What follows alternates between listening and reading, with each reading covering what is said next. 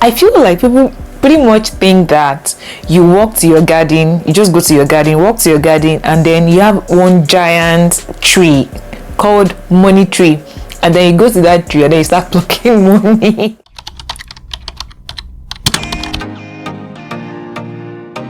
Hey guys, welcome back to my channel. My name is Opeyemi Goddess. You're very much welcome. Anyways, today I'm talking about something very interesting. So recently I was talking to someone about this very topic, and we're just talking about several misconceptions that people have about people who live abroad, really, like people back home or people who don't live where you are, like the country where you are, and they have these like funny misconceptions, or they have these myths about people who live in those countries, especially people who live in the West, people back home or people who live outside of the West.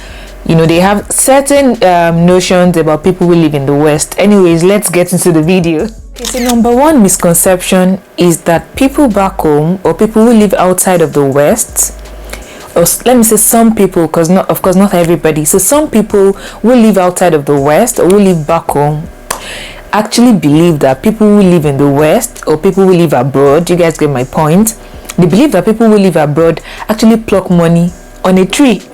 So I feel like people pretty much think that you walk to your garden, you just go to your garden, walk to your garden, and then you have one giant tree called money tree, and then you go to that tree and then you start plucking money. So as you're plucking pounds, you're plucking dollars, you're plucking euro, you're pretty much plucking all the powerful currencies. So I actually feel like people have that kind of misconception. Guys, life abroad is not like that. People pretty much have to work for whatever they earn, whatever dollar they earn, whatever pound they earn, whatever currency it is. I truly believe that people work for their money, whether you live back at home or you live in the West. Wherever you live, you pretty much have to work for whatever you earn. Second misconception is that people think that life is so easy abroad that you don't even have to work for your money. Like, life is so easy, like it's just so easy abroad that you don't even have to sweat to make money. You guys get the point. Like, you don't have to stress, you don't have to even sweat to make money. Life is so easy, money is so easy to earn abroad. You don't stress to make money. If that was the case, we all would be billionaires by now, and I mean billionaires in pounds, billionaires in dollars. And yeah, it is not true. We still have to sweat and stress to make money abroad. Okay, third misconception. People actually believe, or some people, let me not generalize, some people actually believe that life abroad is very lonely and boring. So some people actually feel like as soon as you move abroad, you have no social life. Like, you cannot have a social life if you live abroad. Like, there won't be Owambe to attend. You guys know is, especially if you're from where I'm from, Owambe every Saturday and all of that. So some people actually think that as soon as you move abroad, your social life becomes dead. But that's exactly not true, because people still go to Owambe every weekend in this abroad that we are. Like, I still know people who always have one party or the other to attend, every weekend or every other weekend. I mean, even in recent times, I've had lots of parties to attend. It's either a naming ceremony comes up, or a wedding ceremony, or a birthday bash. Like, so even me in recent times, I've had to go to lots and lots of parties. So I really do not think that moving abroad actually kills your social life.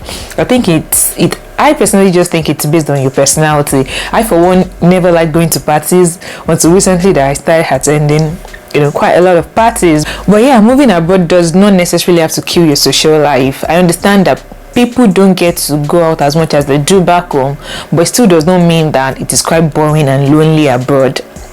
That's my own opinion. Number 4, people actually believe, or let me say some people, I keep saying people, some people actually believe that when you move abroad, you will miss home so much that you would want to go back. And then some other people believe that you would not miss home at all, and you would not even want to go back home. So for me, I don't even know which category I fall into. I'm kind of in between. I miss home a lot. Like, I miss my family. So it's not like I miss where I'm from. I don't miss Nigeria, but then I miss my family so much that a lot of times, like, if it were possible, I wouldn't mind going home every weekend just to see my family. But do I miss like the environment? Do I miss the country itself? No. But do I miss the people? Yes, I miss the people.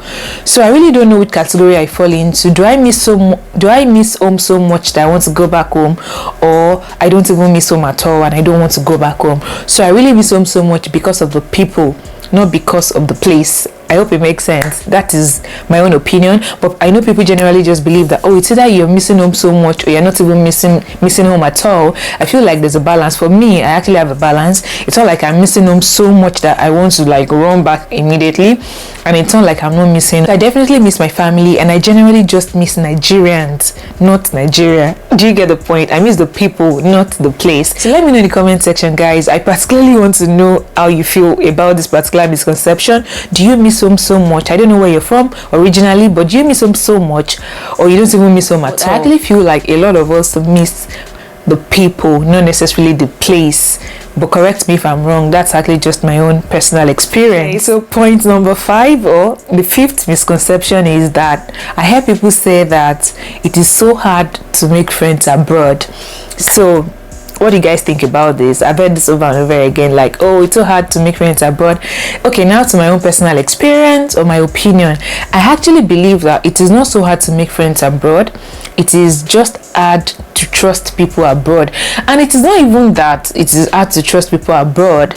It is actually hard to trust people generally. I mean, people you've never met before, strangers, let me put it that way. So you're coming into a new environment, you're meeting new people.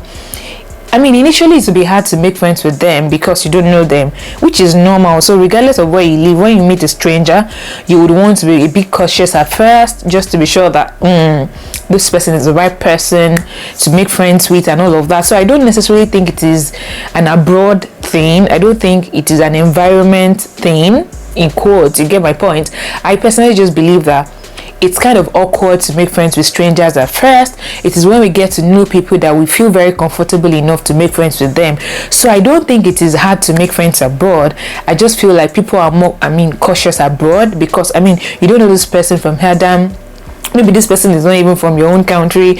Maybe this person is not even from your continent. Like, so the person, for instance, I'm Nigerian, so maybe the person is not even Nigerian, the person is not even African. Of course, I'll be a bit cautious at first to know, just to ensure that this person is, the right person to be friends with. So I don't think it's an abroad thing, really. But what do you guys think in the comment section? So tell me if you've been able to make new friends here. I personally am more of an introvert, and it's so difficult for me to make new friends. I stick with my old friends, and it's so funny because a lot of my friends are like childhood friends or friends I met in nursing school. I really don't make new friends like that, but when I do make new friends, I still stick with them. Do you guys get the whole point? So I'm not like very eager to make new friends. I've only been able to make few close friends here in the UK, and I've been very, very, very deliberate about those people. Like, they're good people, they are kind people. So for me, I think it's about being deliberate about the people you choose to be friends with when you move abroad, which is what I've been doing so far. I'm always very deliberate and strategic about the kind of friends I keep, because I want friends who have the same values, the same alignment with me. You guys get the whole point. So yeah, but let me know in the comment section, what do you think about this particular misconception? 6th misconception. Now, some people actually think that you have to do many jobs to make it abroad. Do you guys get the whole point? Is that well put? So you have to like work several jobs to become rich abroad, which in my own opinion, I don't think is true. I really don't believe in struggling, or is that the word, or hustling? Yeah, I don't believe in hustling. I believe in working hard, and that is my own mantra. Working hard and working smart. So there's a difference between just working, doing like 3 or 4 jobs, and then you're tired, you're stressed and all of that. I believe in working smart, being very smart at what you do. So I don't know, this is a very difficult one, because I know that people do more than one job. People do actually like 2 or 3, but not everybody. Like, for instance, all I do is nursing and then content creation. I don't like, it's not like I'll go to work in the morning, then at night I'll go to a factory, or like, I'm not doing so many things. Of course, I'm not rich. Maybe that's why I'm not rich. Guys, let me know in the comment section. Do I have to do many jobs to be rich? Please let me know, so I know if I have to pick up maybe a night shift role in a warehouse or something. But really, by the way, I was just kidding, okay?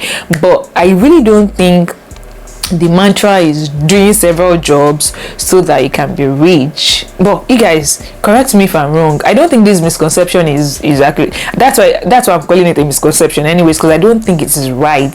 I don't think people abroad actually have to do several jobs to make it. I kind of understand that you may have to do more than one job at first when you're pretty much new in the system and you're trying to find your footing. I kind of understand, but over time I don't know if people have to do several jobs. But then again, there's nothing wrong in having side hustles. I personally have side hustles, but you guys get the whole point. Let me know in the comment section. I think I'm rambling now, but I mean, if this is about having side hustles, I'm a big fan of having side hustles, but I think this is more about, you guys know the point, like hustling, like struggling to, combine several jobs so that you can buy the latest Tesla. Okay guys, let us leave this particular point, guys. So the next and the last misconception I'll be talking about today, this is actually, I don't know if this is general, but this is something that myself and my parents actually joke about every time. So I don't know if it is general, but my parents or my dad anyways is actually he has a very good sense of humor. So be like, by now you should be speaking British accent now, like when I call you I should be hearing in it. So I'm like, is it like, I don't know if it's a misconception, but do people actually think that as soon as you move abroad you learn the accent in a twinkle of an eye? Let me know in the comment section. But if this is truly a misconception, like if people actually think or believe that people abroad, like as soon as you relocate abroad you start speaking the in it thingy, but you guys get the whole point.